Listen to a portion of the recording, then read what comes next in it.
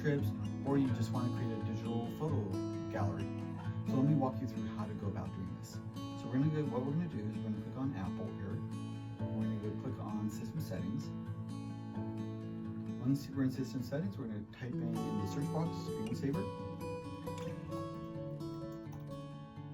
We're going to click the thing that says, the option at the bottom that says change the screensaver. And then from here, we're going to hit custom. And if you scroll all the way to the bottom, you'll see an option that says photos. Go ahead and click on it. Once you're in photos, you're going to click on options. And we're going to change source from colors to photo library. And if you don't have a photo library set up yet, check out my video on how to go about doing that. And I'll walk you through how to go about organizing your photos in the Photos app on your Mac. So once we're here, I'm going to go ahead and click on my albums. And I'm going to click on an album I have called Screensaver. There we go, there it is.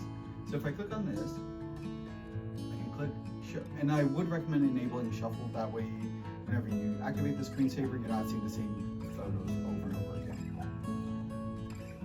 So click on that, and then once you do that, then you can set up when you want to have the screensaver activated. So usually, I would recommend between 10 to 20 minutes, depending on your preference. I would not recommend going over an hour or any 30 minutes because you could potentially cause harm to your screen.